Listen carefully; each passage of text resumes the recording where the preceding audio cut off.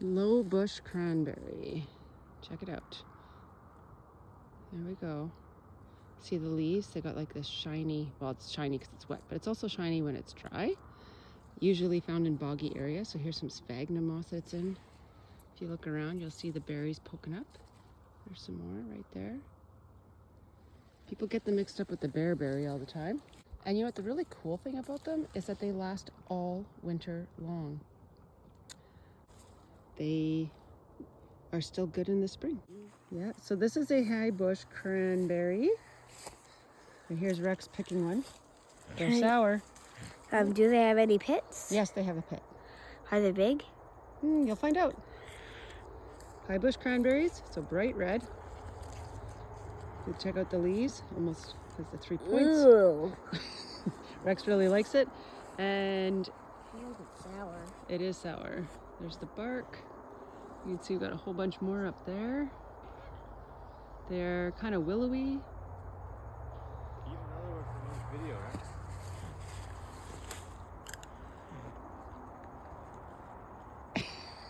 Yummy or not yummy? Yummy but sour. Very sour. But very yummy? I would say sourer than yummy. More sour than yummy? Yeah. Okay, well, those are the high bush cranberries. Labrador. Many different names for this guy. So if you look at the Labrador leaf, it's got this orange, fuzzy stuff underneath it. So you can tell. It's always in a swampy, boggy area. Usually around blueberries, bearberries, cranberries. I look here. There's some bearberry right there. There's some mintberry. I don't know what they call it here, winterberry. See if I can find one for you later. Anyways, you can pick this. Just pick a couple leaves off of each one. Let them dry out. It's in the morning right now, so it's... And then you can use them in teas.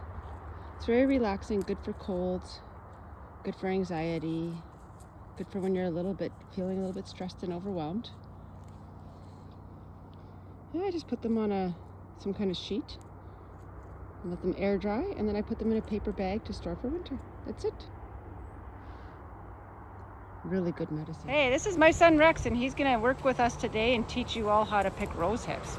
In the fall time, we often pick rosehips because they're full of medicine. Bonjour, Rex. Bonjour. So if we look over here, we can see these bright red, beautiful rosehips. And they usually turn nice and red like that right after a frost. And that's when they're good to pick. Don't pick them when they're too light because they're not quite ready. And don't eat the insides or the seeds because you're going to get runny diarrhea. Or I can't remember. an itchy bum. Oh, right. Because if you can squish that one open, Rex, and show them what they look like on the inside. See if you can squish. I don't want to do it because... Okay. Okay. So if we squish it, we see all those seeds.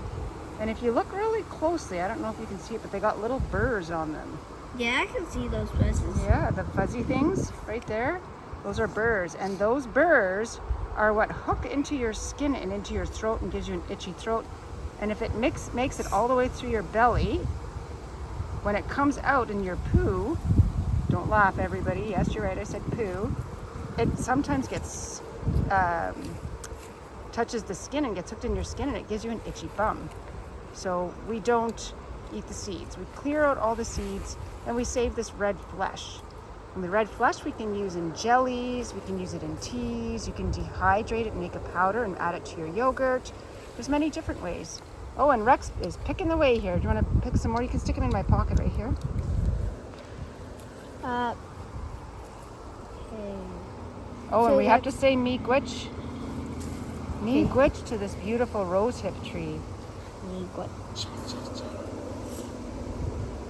These grow wild or you can grow them tame.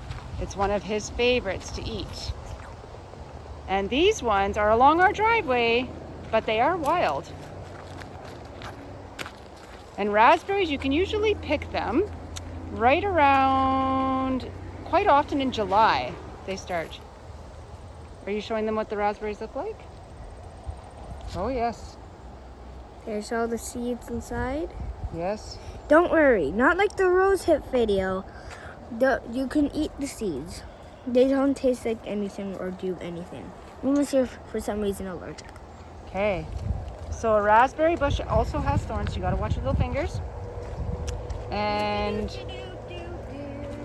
oh, Ouch! no, he's being silly.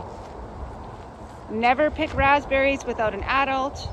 Always make sure that you know what a raspberry looks like, because there are other plants that look similar, but they could be poisonous to you.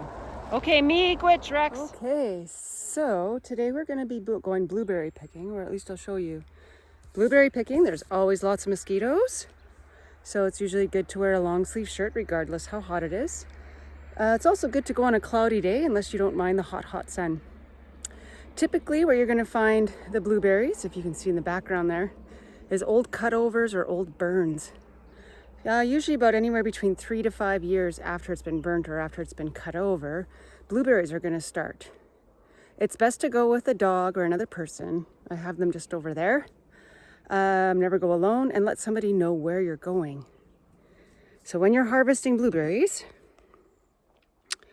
just one second. So when you're harvesting blueberries, you're going to look, and you see already, look at that. Oh my goodness, there's lots of big blue in there. There's lots of blue in here. So you pick them, keep them in a pail. So you can see I have a pail here.